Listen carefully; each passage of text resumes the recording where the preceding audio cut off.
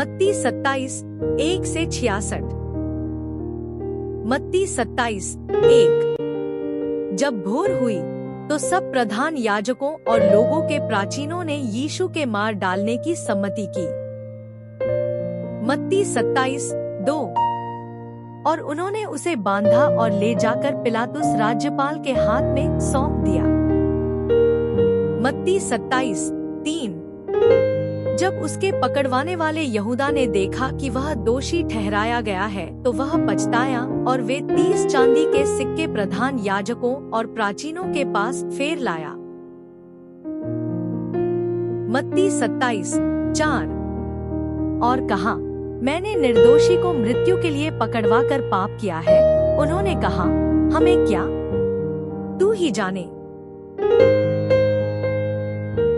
मत्ती 27:5। तब वह उन सिक्कों को मंदिर में फेंक कर चला गया और जाकर अपने आप को फांसी दी। मत्ती 27:6। प्रधान याजकों ने उन सिक्कों को लेकर कहा, इन्हें भंडार में रखना उचित नहीं, क्योंकि यह लहू का दाम है। मत्ती 27:7। अतः उन्होंने सम्मति करके उन सिक्कों से परदेशियों के गाड़ने के लिए कुम्हार का खेत मोल ले लिया। मत्ती 27:8। इस कारण वह खेत आज तक लहू का खेत कहलाता है। मत्ती 27:9। तब जो वचन यिर्मयाह भविष्यद्वक्ता के द्वारा कहा गया था वह पूरा हुआ। उन्होंने वे 30 सिक्के अर्थात उस ठहराए हुए मूल्य को, जिसे इस्राएल की संतान में से कितनों ने ठहराया था, ले लिया। मत्ती 27:10। और जैसे प्रभु ने मुझे आज्ञा दी थी वैसे ही उन्हें कुम्हार के खेत के मूल्य में दे दिया। मत्ती 27:11। जब यीशु राज्यपाल के सामने खड़ा था तो राज्यपाल ने उससे पूछा, क्या तू यहूदियों का राजा है? यीशु ने उससे कहा, तू आप ही कह रहा है। मत्ती 27:12। जब प्रधान याजक और पुरनिये उस पर दोष लगा रहे थे तो उसने कुछ उत्तर नहीं दिया। मत्ती 27:13। इस पर पिलातुस ने उससे कहा, क्या तू नहीं सुनता कि ये तेरे विरोध में कितनी गवाहियां दे रहे हैं? मत्ती 27:14।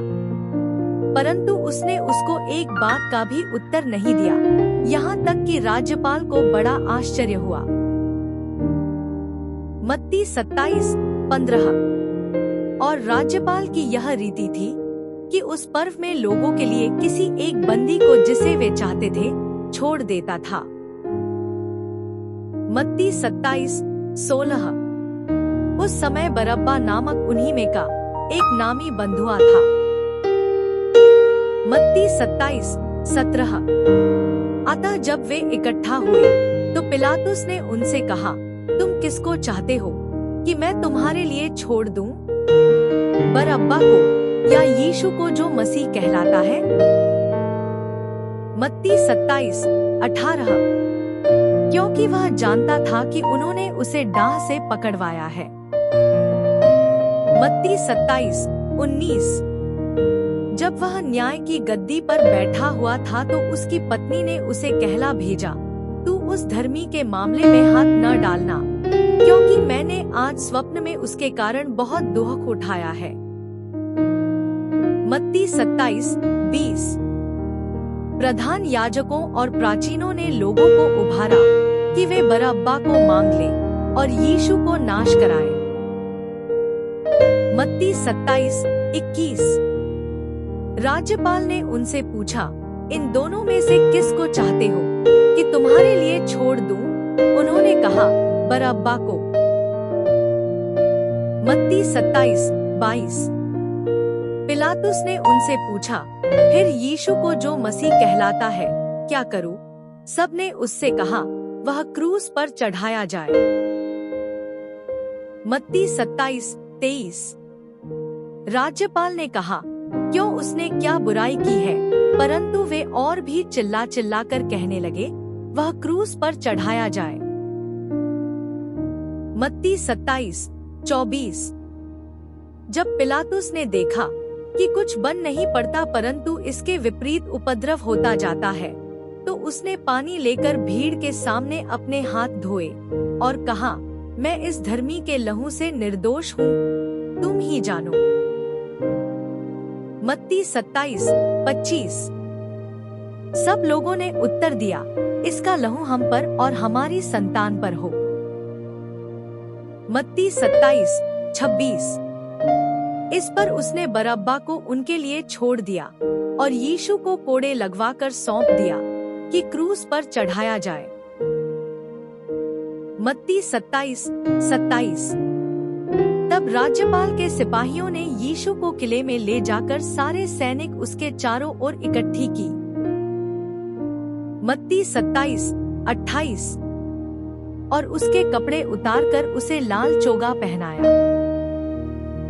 मत्ती 27:29।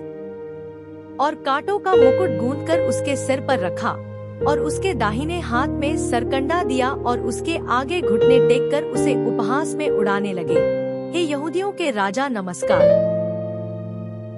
मत्ती 27:30। और उस पर थूका और वही सरकंडा लेकर उसके सिर पर मारने लगे। मत्ती 27:31। जब वे उसका उपहास कर चुके तो वह चोगा उस पर से उतारकर फिर उसी के कपड़े उसे पहनाए और क्रूस पर चढ़ाने के लिए ले चले। मत्ती 27:32। बाहर जाते हुए उन्हें शमौन नामक एक कुरेनी मनुष्य मिला। उन्होंने उसे बेगार में पकड़ा कि उसका क्रूस उठा ले चले। मत्ती 27:33।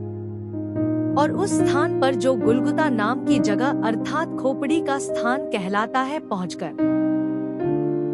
मत्ती 27:34। उन्होंने पित्त मिलाया हुआ दाखरस उसे पीने को दिया, परंतु उसने चखकर पीना न चाहा। मत्ती 27:35। तब उन्होंने उसे क्रूस पर चढ़ाया और चिट्ठियां डालकर उसके कपड़े बांट लिए।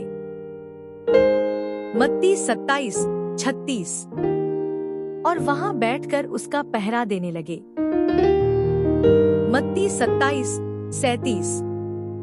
और उसका दोष पत्र उसके सिर के ऊपर लगाया कि यह यहूदियों का राजा यीशु है। मत्ती 27:38।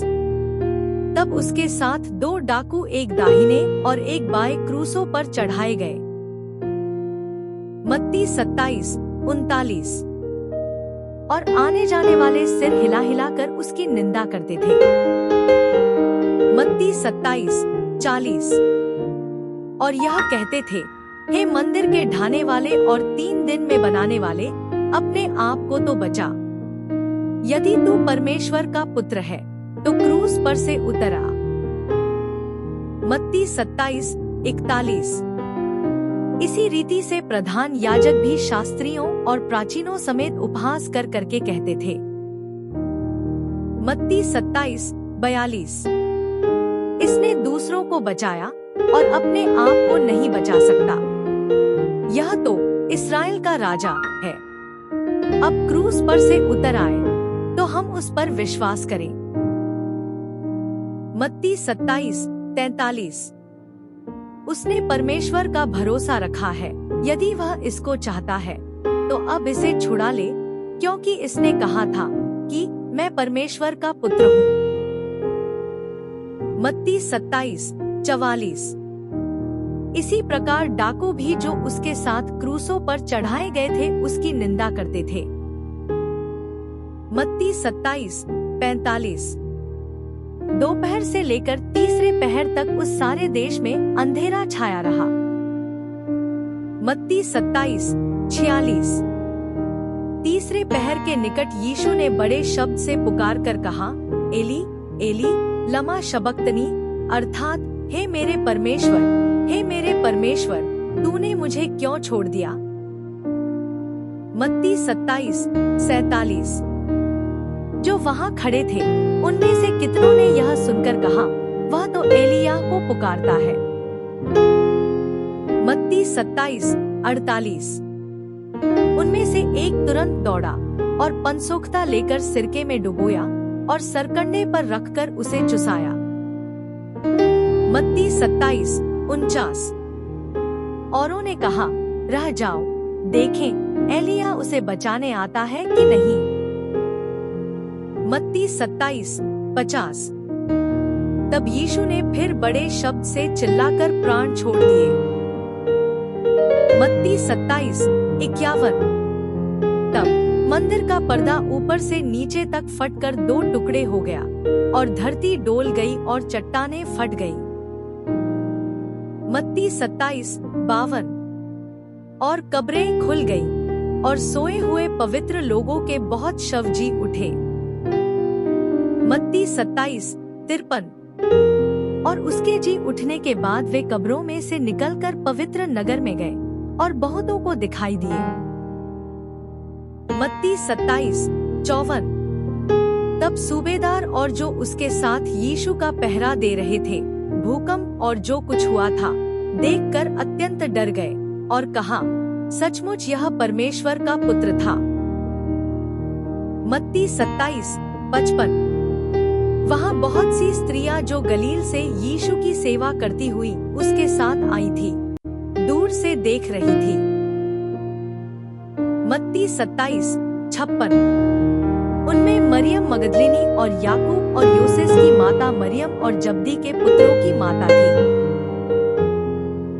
मत्ती 27:57। जब सांझ हुई तो यूसुफ नाम अरिमतियाह का एक धनी मनुष्य जो आप ही यीशु का चेला था आया।